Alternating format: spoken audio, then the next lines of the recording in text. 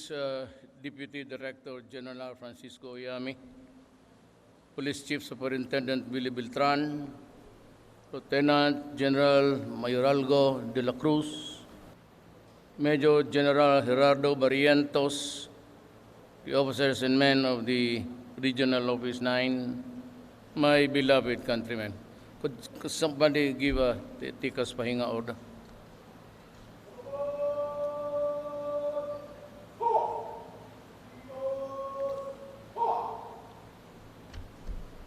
Ma'am, init man kayo. Pwede ka mo doon order. Ganahan po kung tanaw niyo. Kaya, hindi yung, ano sa, it's a very unsettling thing. Yung kuhan ba ang sun? Pero kita po ko ninyo close up and personal. Can I... The unit awardees Mulawi Municipal Police Station, Zamboanga City Police Station, Gawasalan Municipal Police Station, Ayala Police Station. Can you come back here? Tinuod mo na inyong kwan? Walay tikas. Di ko katuo ba? Bitaw, I'm giving you, 250,000 each. Unit, Kuha sa PMS, Presidential Management Staff. Where are you? Where's the money? Mga polis ni Pusilon tadre.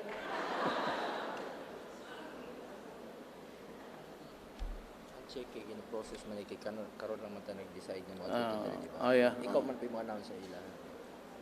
Kasi dito ako, I said, because it's not good to hear about policemen dying.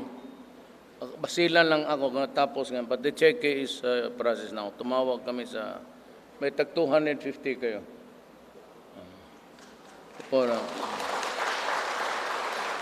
Ang katunga imo, ang katunga bahin-bahinon sa imong girlfriends o ang pulis sa imong yun. Okay, thank you. Okay, you'll receive it tomorrow. Wala ning Zamboanga wa ilabot na because I said na yadi patay nga pulis. Kainit sa ulo. Sa bubuis ito. Really. Mag-init ako ulo. Bakit mamatay yung pulis? Well, anyway, ganito yan. I'm really appalled by so many groups and individuals, including priests and bishops, complaining about the number of persons killed itong dito sa operation against the drug problem. You know, I lose 2 policemen a day all over the country. And I take time to go there, not only to condole with the family, but also to show my solidarity with you. Because the expectations ng tao sa atin is really that we can stop this problem on time. Ladies and gentlemen, may I tell you now, this is an ongoing and a recurring problem which will never be stopped by any. Di talaga ito. We can only slow it down.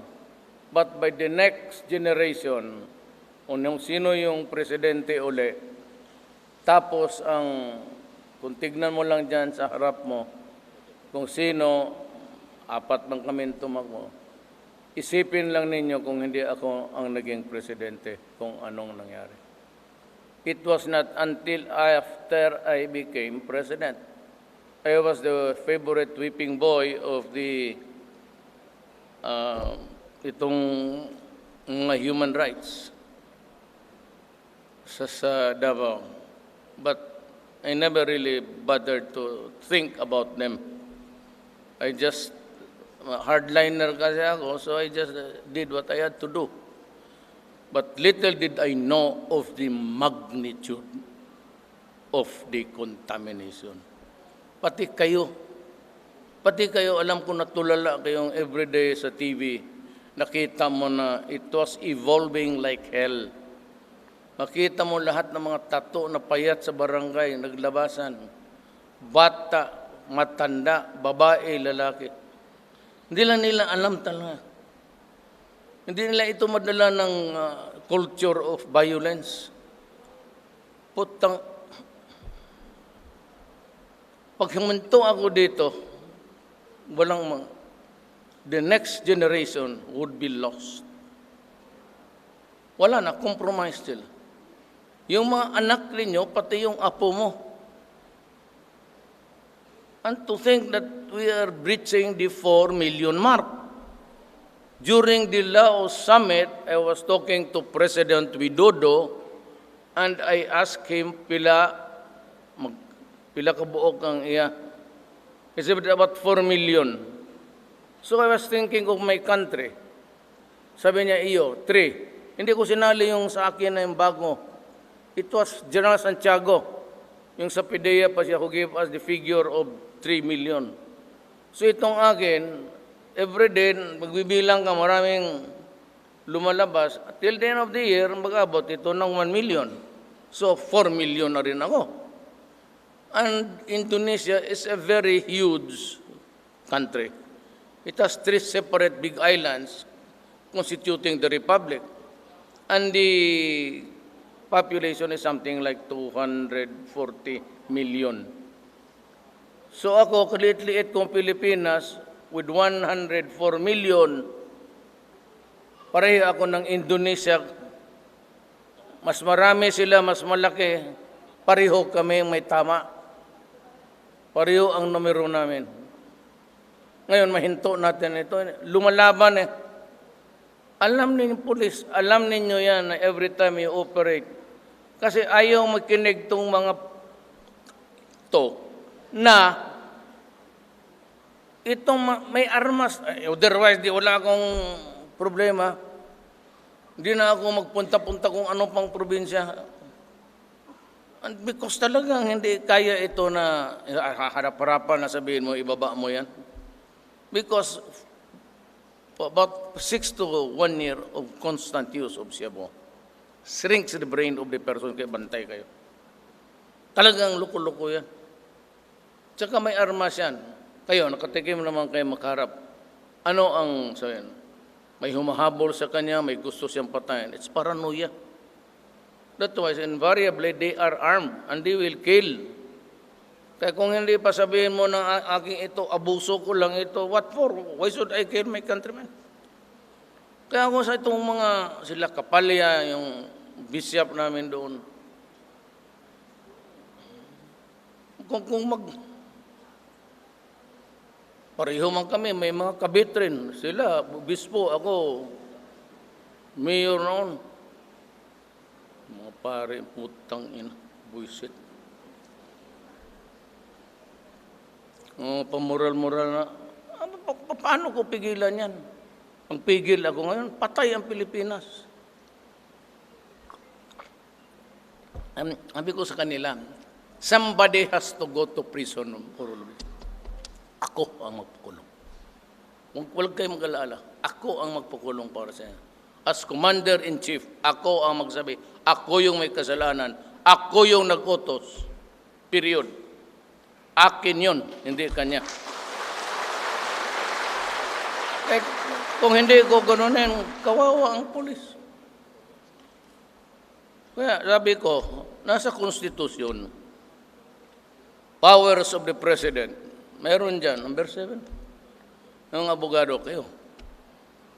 The President shall have the power to grant pardon, conditional or absolute, or grant amnesty with the concurrence of Congress. Wala, sige, anong gusto ninyo? Laban tayo sa ko. Nandiyan sa konstitusyon. Bukas itong linya ito, pardon. Tomorrow, isang linya, pardon. Restored to full civil and political rights. Plus my promotion, 1 rank higher. O, di mo ko giginig patay.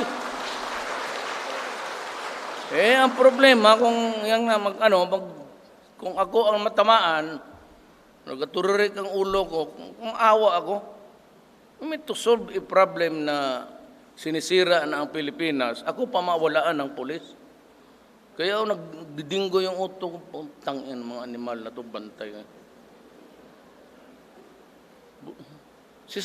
Sinisira talaga ang Pilipinas.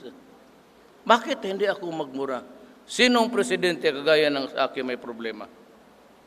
Kasi si Widodo magsalita. So, kaya ako dumaan dito, just to show my camaraderie with you, and hopefully that hindi na magsalita masyado, kaya take off na ako for Manila. Pero doon sa bahay ko, ako lang mag-isa doon, baka gusto nyo may sumama. You will. Ito ako lang isa. Noynoy was not really, but that building there was built by Arroyo during the time Clinton visited the Philippines. Parang chalet yan, but it has 2 big function rooms. Pero yung bahay lang, yung sa akin, 2 kwarto lang, isang maliit, pati isang tamang-tama lang. It's a modest thing. But if you want to visit Malacanang, you go there, visit me, then sasakay ka ng barge, you go to Malacanang.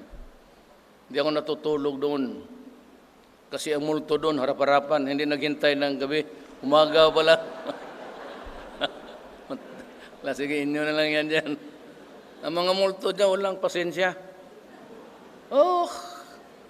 Hindi maghintay ng darkness. Wala si Jay Buntag, kita ko sa mga yung galingkod ng riwan eh.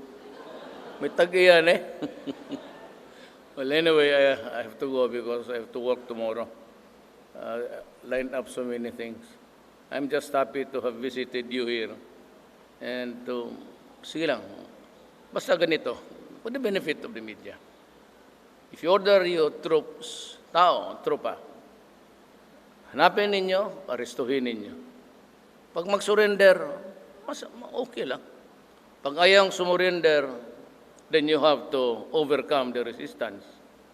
Pag ang surrender niya may baril, and you feel that you will die today, tonight, bakit mo maghintay ka pa? Pwede barilin mo na. Because, ganito yan. Criminal, police. May criminal, ang trabaho ng police is to arrest. So, ang arresto is to announce that you are the law, o may panahon pa, you are the law, implementing the law. Then you have to bring him to the police station or bring him to the court pagka warrant of arrest. Ngayon, kung ito mag-resist, kung suntok-suntok ka lang, talagang mabugbog mo o mabatuta mo, mapalo mo because you have to overcome the resistance para madala mo siya. Otherwise, kung hindi mo madala, then you are a failure.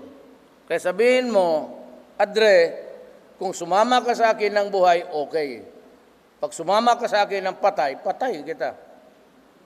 Kasi wala akong magawa. You are resisting. Lalo na kung may baril. Ngayon, kung walang baril, maghiram ka dyan sa mananggite ng sundang. Hindi, wag yan kay ang yumat na yan. Yung mga, na lang yan, yan ang gusto nilang mangyari. Ibig sabihin, tinang ko, kaya ang gusto na nilagay lang daw yung baril, tapos balot daw ng plaster. Sabi ko, hindi trabaho ng pulis yan magbalot. Hindi kami gumagawa ng mame para sa pulis. Wala kami pakialam dyan.